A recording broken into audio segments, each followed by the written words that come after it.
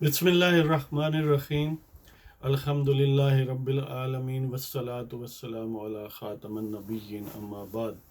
پاک views T V محمد منشا آپ کی خدمت میں۔ آج کی ہیڈ لائنز: ہانگ کانگ میں مظاہرے، خیبر پختونخوا میں المناک حادثہ، نواز شریف کی حالت تشویشناک۔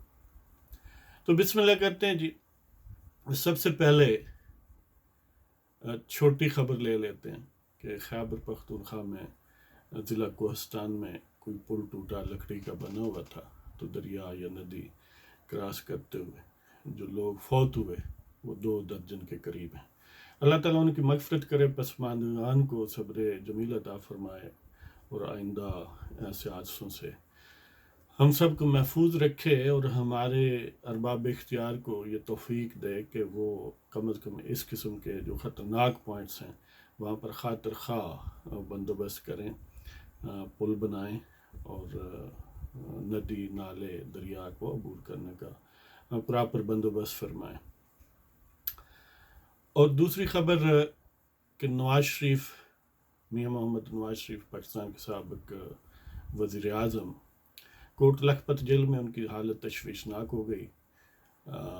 وہ قلب کے عارضہ میں، گردوں اور اس کے علاوہ اور کئی امراض کے مریض ہیں، تو ان کی اچانک طبیعت میں زیادہ خرابی آ گئی۔ ویسے تو پہلے ہی بیمار ہیں، تو امکان ہے کہ ان کو پنجاب انسٹیٹیوٹ آف کارڈیالوجی، جو کہ امراض قلب کے لیے ایک ادارہ ہے، اس میں داخلے کا امکان ہے۔ یہی اطلاعات آ رہی ہیں، تو دیکھیں کیا بنتا ہے۔ اللہ تعالیٰ نواز شریف کو اور باقی جو بھی بیمار ہیں ان کو صحت کاملہ عطا فرمائے۔ اور ابھی ہمیں ایسے لیڈروں کی ضرورت ہے تاکہ عوام کے حقوق کی کم از کم جد و جہد کا سیمبلنس تو برقرار رہے۔ اور اس کا تعلق اس سے جوڑیں کہ ہانگ کانگ میں مظاہرے، یہ تقریباً 5 سال سے ایک جد و جہد کی پیک ہے جو اب ہانگ کانگ میں ہے۔ ہانگ کانگ میں 50 سال کے لیے جب برطانیہ نے اس کالونی کو چین کے حوالے کیا تو 2047 تک، یعنی یہ 1997 میں اس کو چین کے حوالے کیا گیا، کم و بیش 22 سال ہو گئے ہیں، اور ابھی 28 سال رہتے ہیں کہ ان کا اسپیشل اسٹیٹس، یعنی 2 systems in 1 country کے عنوان سے وہ برقرار رہیں، کہ اس میں ایک پارلیمانی نظام برٹش طرز پارلیمان کا ہے، جس میں لوگ فریلی الیکٹ کرتے ہیں اپنے نمائندوں کو اور وہ ان کے معاملات چلاتے ہیں۔ چین کے وہاں جو ایڈمنسٹریٹر یا گورنر، آپ جو بھی ان کو نام دیں، جو پریفیکٹ ہیں، جو منتظم ہیں، ان کا نام کیری لوم ہے۔ اور کیری لوم اس وقت اس تمام نفرت اور غصے کا گویا نشانہ ہے جو چینیوں کے خلاف پایا جاتا ہے۔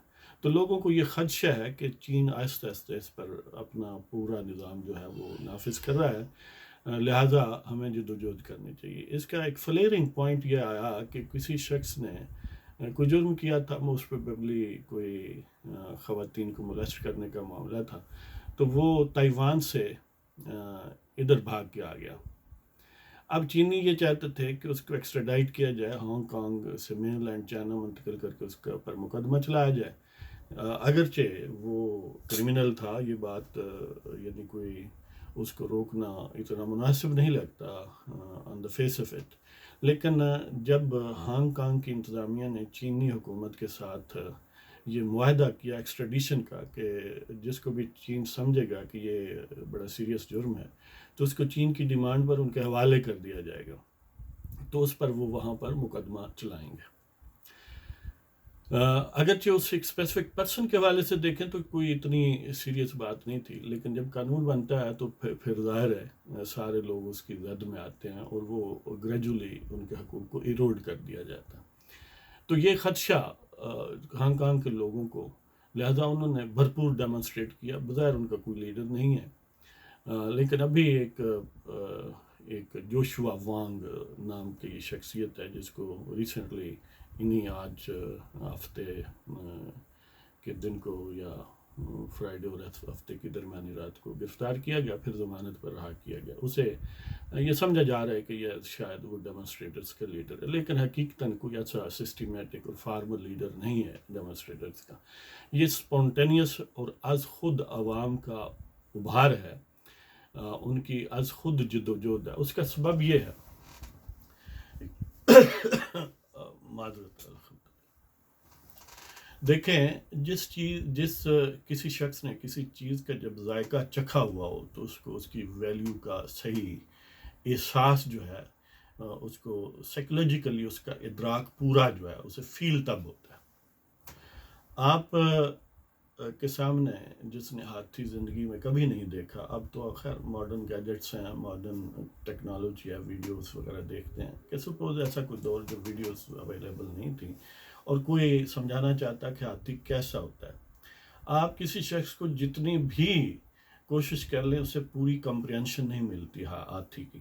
آپ اسے 6 مہینے کا لیکچر دیں، اسے بڑا کتابیں پڑھائیں ہاتھی کے متعلق، اور دوسرے ایک شخص کو صرف 5-6 منٹ کے لیے ہاتھی پریکٹیکلی دکھا دیں، اس کو ٹچ کرنے کا، اس پر سواری کرنے کا چند منٹ کے لیے موقع دے دیں، اس کی حرکات و سکنات کو براہ راست آبزرو کرنے کا، تو 6 مہینے میں جس نے کتابیں پڑھ کے یا لیکچر سن کے ہاتھی کو سمجھا ہوگا، اس کے مقابلے میں وہ چند منٹ والا آبزرور جو ہے ہاتھی کا، وہ کہیں زیادہ اس کو کمپریہنڈ کرتا ہے، اور اس کا خاکہ اور امیج اور وہ کس ٹائپ کا جانور ہوتا ہے، کس طرح نظر آتا ہے، کس طرح بیہیو کرتا ہے، اور اس کے ادراک میں وہ کہیں زیادہ ہوگا. یہی وجہ ہے کہ جن لوگوں کو مکمل آزادی ملی ہو، جن کو اپنے معاملات چلانے کے لیے ایک فری اور فیئر الیکشنز کا نظام موجود رہا ہو، اور انہوں نے پریکٹیکلی اس کو آپریٹ کیا ہو، پریکٹیکلی اس میں پارٹیسپیٹ کیا ہو، اس کا وہ کل پرزہ رہے ہوں، اس کے اصل آپریٹر رہے ہوں، تو پھر ان سے اگر کوئی وہ چھینے تو انہیں بڑی تکلیف ہوتی ہے. اس کے لیے وہ سر دھڑ کی بازی لگا دیتے ہیں. آپ دیکھ سکتے ہیں کہ چینی حکومت تمام تر اکنامک ترقی کے باوجود انتہائی شفاف ہے، اور وہ انسانی حقوق یا عوامی حقوق یا کسی شہری کے جو سول رائٹس ہیں اس کا قطعاً کوئی خیال نہیں رکھتے جب اپنی انتظامی طاقت کا مظاہرہ کرتے ہیں. ٹیانن مین سکوائر آپ کے سامنے ہے، وہ انہوں نے کس طرح ذبح لوگوں کو کیا تھا. اور ویسے بھی کیونکہ جو کمیونسٹ پارٹی آف چائنا ہے بنیادی طور پر ایک ڈکٹیٹوریل اور ایک متشدد پاسٹ رکھتی ہے، یا کوئی بھی کمیونسٹ پارٹی کی آئیڈیالوجی ایٹ لیسٹ ہوئی وہ اسپاؤز کرتے ہیں، جس کا بیسٹ اظہار جو ہے وہ سوویت یونین کی یاد سے ہوتا ہے. تو وہ دوسری طرف ہانگ کانگ کے لوگ ہیں جنہوں نے پرفیکٹلی ایک ریپریزنٹیٹیو نظام کو آپریٹ کیا، صدیوں اس کے ماتحت رہے، اور جاتے ہوئے برطانویوں نے چین کے ساتھ یہ معاہدہ بھی کیا کہ کم از کم 50 سال یہ اسی نظام کے تحت رہیں گے. لہذا جب انہوں نے دیکھا کہ ہماری آزادیوں پر کوئی قدغن لگا رہا ہے، ہماری آزادی کے کاسل میں کہ قلعے میں کوئی نقب لگا رہا ہے، تو انہوں نے اس کو پسند نہیں کیا. بظاہر کوئی لیڈر نہیں ہے، بظاہر کوئی ایجیٹیٹر نہیں ہے، بظاہر کوئی ایسا ہیوی ویٹ کوئی سیلیبریٹی، کوئی ویل نون پرسنالٹی نہیں ہے جو اس کو سٹیئر کرے عوامی غیظ و غضب کو، لیکن اس کے باوجود وہ ایک از خود اسپونٹینیس انداز میں آؤٹ بسٹ ہے. اور پچھلے 5 سال سے چینی حکومت اپنی تمام تر ویر ودل، یعنی ظاہر ہے چینی حکومت گویا سپر پاور ہے اس وقت، اور وہ بے دریغ انداز میں طاقت کا بھی استعمال کرتے ہیں، ان کے پاس پیسے بھی ہیں، ٹیکنالوجی بھی ہے، ہر چیز ہے. اس کے باوجود چھوٹے سے ہانگ کانگ کے چند ملین لوگوں کو وہ دبا نہیں سکے. ہوا یہ کہ آج پھر ڈیمونسٹریشن، حالانکہ کرفیو ہے، وہ ڈیمونسٹریشنز کی اجازت نہیں ہے، لوگوں کو اکٹھا ہو کر باہر نکلنے کی اجازت نہیں ہے، کسی اجلاس میٹنگ یا پروسیشن کو ہولڈ کرنے کی اجازت نہیں ہے. اس کے باوجود 10,000 لوگوں نے مظاہرہ کیا، اور تمام تر حکومتی جبر و تشدد اور اقدامات کے باوجود وہ پارلیمنٹ کی بلڈنگ تک گئے. پارلیمنٹ مانی بلڈنگ، یعنی جو اب سمجھ لیں کہ چینی استبداد کی علامت سی نظر آتی ہیں، کیونکہ وہ ایک آفیشیل بلڈنگ ہے، تو اس کو آگ لگا دی. اس کے علاوہ جو چین کی سیکورٹی فورسز کا ہیڈ کوارٹر ہے ہانگ کانگ، وہاں پر حملہ بول دیا، پولیس کے ساتھ سیکورٹی فورس کے ساتھ تصادم ہوا، انہوں نے پانی کی توپیں استعمال کی، یہاں تک کہ لائیو ایمونیشن بھی استعمال کیا۔ یقیناً کچھ لوگ زخمی ہوئے، بہت سارے گرفتار ہوئے، لیکن ڈیمونسٹریشنز ہیں کہ وہ کنٹرول میں نہیں آ رہے ہیں۔ یہ میں اپنے ہم وطنوں کو بتانا چاہتا ہوں کہ کوئی لیڈر، کوئی پارٹی سنگل ہینڈڈلی آپ کو آپ کے سول رائٹس نہیں دلوا سکتا، نہ اس کی گارنٹی دے سکتا، جب تک آپ میدان عمل میں نہیں نکلتے۔ یہ کیا وجہ ہے کہ ہمارے ملک میں آئین بھی بظاہر کہتے ہیں کہ موجود ہے، ساتھ ملٹری کورٹس بھی اسٹیبلش ہو جاتی ہیں، یا سویلین کورٹس جو ہیں وہ ملٹری کورٹ کا رویہ اپنا لیتی ہیں، اور جو پرائم منسٹر ان یونیفارم جو راول پنڈی میں ایک اختیارات کا گھنٹہ گھر بنا لیتے ہیں، جو میں کہتا ہوں کہ سجادہ نشین ہے وہاں کے آستانہ یا جی ایچ کیو شریف یا مندر شریف ہے وہاں پر، جس کے وہ انچارج ہیں، وہ پورے 20 کروڑ عوام کو یرغمال بنا لیتے ہیں اور اپنی مرضی کے سٹوجز کو ان کے سروں پر منڈ دیتے ہیں اور کہتے ہیں کہ یہ منتخب ہے، اور پھر ساتھ یہ قوالی گائی جاتی ہے کہ ہم سب ایک ہی پیج پر ہیں۔ یہ اس لیے ہوتا ہے کہ پاکستان کے عوام نے آج تک حقیقی آزادیوں کا مزہ نہیں چکھا، حقیقی سول رائٹس کا مزہ نہیں چکھا۔ اگر چکھا ہوتا تو اتنی آسانی سے چند ٹھگ جو ہیں وہ طاقت کی نمائش سے 20 کروڑ لوگوں کو بے بس نہ کر دیتے، لیکن کیونکہ وہ میوہ چکھا ہی نہیں ہے، وہ ان میں آتا ہی نہیں ہے، اس کو وہ پوری طرح اس کے ادراک سے ہی محروم ہے۔ تو اللہ کرے کہ یہ ادراک ان میں ٹرکل ڈاؤن ہو، ان میں اس ادراک کو وہ جذب کریں اور محسوس کریں کہ کتنی بڑی دولت سے کچھ ٹھگوں نے، کچھ طاقتور ٹھگوں نے اور ان کے چلوں چانٹوں نے ان کو محروم کر رکھا ہے، اور طویل عرصے سے کر رکھا۔ تو اللہ تعالیٰ انہیں یہ آگہی بخشے، اور جو وہاں کے پاکستان کے لیڈر ہیں، خاص طور پر جو سویلین لیڈر ہیں، ان کو یہ ہمت اور حوصلہ دے کہ اس لیے وہ سختیاں برداشت کریں، دھوپ برداشت کریں۔ اور دوسری طرف ہم یہ بھی دعا گو ہیں کہ اللہ تعالیٰ ان غاصبوں کو عقل دے اور 20 کروڑ لوگوں کو اپنی محض جتھا داری کے لیے، اپنی یعنی جھوٹی شان اور شوکت کے لیے 20 کروڑ لوگوں کو اپنے حق کے سٹیزن شپ سے محروم نہ کرے۔ کسی ملک میں سٹیزن شپ کا سب سے بڑا رائٹ جو ہے، یعنی the rights those constitutes what is called citizenship, the first and the foremost, the prime right is to elect their representatives to make their government to run their affairs۔ اگر اس کو ان سے چھین لیا جائے تو گویا وہ حقیقی معنوں میں سٹیزن شپ کی انجوائمنٹ سے محروم کر دیے گئے ہیں۔ باقی کسی کو وہاں پر رہنے کی، کام کرنے کی اجازت تو غیر ملکیوں کو بھی دیتے ہیں لوگ، کروڑوں لوگ ہیں جو اپنے ملکوں سے باہر دوسرے ملکوں میں روزی رزق کمانے کے لیے رہتے ہیں، ملازمتیں کرتے ہیں، یہاں تک کہ کاروبار بھی کرتے ہیں، صحت کی سہولتیں بھی لیتے ہیں، تعلیم بھی حاصل کرتے ہیں، لیکن وہ وہاں کے مالک نہیں ہیں، یعنی وہاں کی جو حکومتیں ہیں ان کو رن کرنے اور ان کو الیکٹ کرنے کا انہیں اختیار نہیں ہے۔ یہی صرف ایک حد فاصل ہے، یہی وہ فرق ہے، وہ تمیز ہے، یہی وہ یارڈ سٹک ہے جس سے یہ پتہ چلتا ہے کہ اس ملک کا کون شہری ہے اور کون نہیں ہے۔ تو گویا پاکستان کے جو 20 کروڑ لوگ ہیں، جب ان کو بوٹوں والے 3 لاکھ ان کی ڈیوٹی لگا دی جائے کہ اپنی مرضی سے محکمہ زراعت کے نامینیٹڈ لوگ آئیں، دوسرے نہ آئیں، اور ان پر کو زبردستی چگا پہنا دیا جاتا ہے کہ یہ ہمارے منتخب لوگ ہیں، تو آپ سمجھیں کہ 20 کروڑ لوگوں کو ان کے شہریت کے حقوق سے، سٹیزن شپ رائٹ سے محروم کر دیا گیا ہے۔ یہ ایک بہت بڑا المیہ ہے، اور اس سے ہمارا کیس مقبوضہ کشمیر کے حوالے سے بہت کمزور ہوتا ہے، اس لیے کہ جب 20 کروڑ لوگوں کو آپ رائٹس نہیں دیتے، سٹیزن شپ کے رائٹس نہیں دیتے، فریلی ان کو الیکٹ کرنے کی اجازت نہیں دیتے، اپنے نمائندے جو حکومت چلائیں ان کو ان کی مرضی اور ایتھاس اور سینٹیمنٹ کے مطابق لیجسلیشن کی اجازت نہیں دیتے، تو آپ پھر ان کشمیریوں جن پر بھارتیوں نے غاصبانہ قبضہ کیا ہوا، ان کو رائٹ سے محروم کیا، ان کا کیس کیسے پلیڈ کر سکتے ہیں؟ تو اس کے ساتھ ہی ہم وہ نظم آپ کے لیے پیش کرتے ہیں جو ایز یوزل ہم آپ کی خدمت میں لاتے ہیں. تو آج کی نظم کا عنوان ہے وصف حمیت، یعنی نظم کا نام ہے وصف حمیت، یعنی غیرت کی جو صفت ہے اس کی بات ہو رہی ہے. تو جہاں یہ دلکش تو ہے سدا بہار نہیں، جہاں یہ دلکش تو ہے سدا بہار نہیں، جہاں یہ دلکش تو ہے سدا بہار نہیں، موت سے گریزاں جو ہو سالار نہیں. کمانڈر کا کیا کام ہے کہ وہ کہے نہیں نقصان بہت ہوتا ہے جی.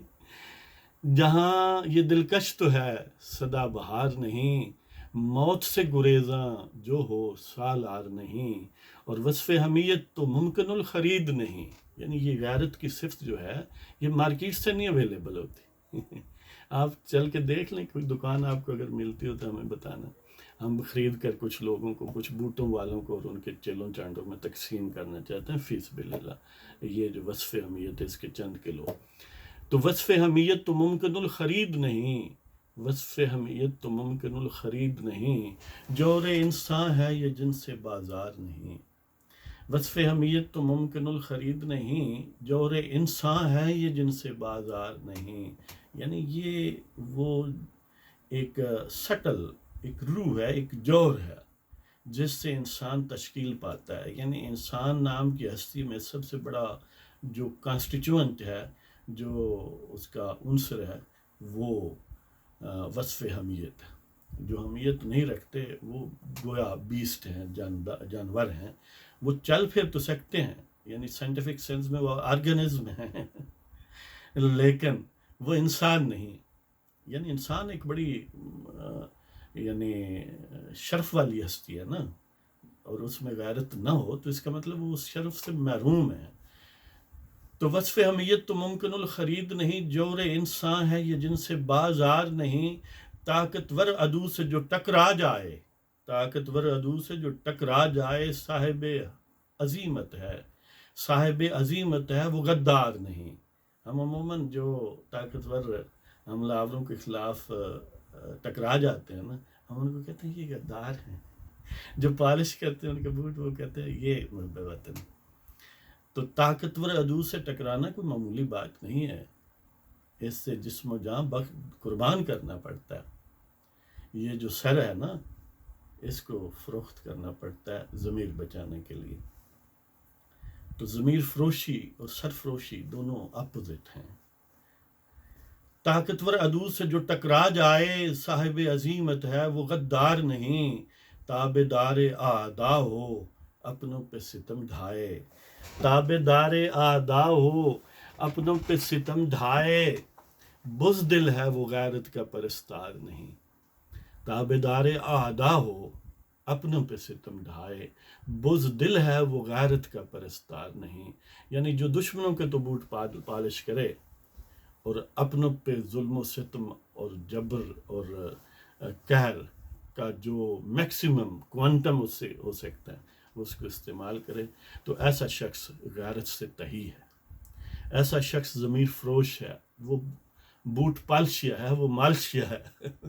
وہ غیرت مند نہیں ہے، وہ صاحب حمیت نہیں. تابع دار اعدا ہو اپنوں پہ ستم ڈھائے، بزدل ہے وہ غیرت کا پرستار نہیں. احسان بھول جائے تو صاحب شرف نہیں. یعنی شریف لوگوں کا یہ کام نہیں ہے کہ ان پر کوئی احسان کرے اور وہ اس کا ریگارڈ نہ کریں. یہ اگین یعنی شرف انسانیت میں یا ایک ہستی میں جس کو ہم حضرت انسان کہتے ہیں، اس کے ڈی این اے میں شامل ہے کہ وہ نیکی کا بدلہ نیکی سے دیتا ہے، وہ احسان کا بدلہ احسان سے ہی دیتا ہے، وہ محبت کا بدلہ محبت سے دیتا ہے. تو تابع دار اعدا ہو اپنوں پہ ستم ڈھائے، بزدل ہے وہ غیرت کا پرستار نہیں. احسان بھول جائے تو صاحب شرف نہیں، اس کا خیر و شر کا کوئی معیار نہیں. احسان بھول جائے تو صاحب شرف نہیں، اس کا خیر و شر کا کوئی معیار نہیں. یعنی جس پر آپ احسان کریں اور اس کا ذرا بھی ریگارڈ نہ ہو، تو ایسا انسان جو ہے وہ شرف سے محروم ہے، انسانی شرف سے محروم ہے. وہ عزت جو حضرت انسان کو خدا کی طرف سے ودیت ہے، وہ گویا اس کو ٹھکرا چکا ہے یا ٹھکرا رہا ہے، اور اس کا اچھائی اور برائی کا کوئی پیمانہ نہیں ہے۔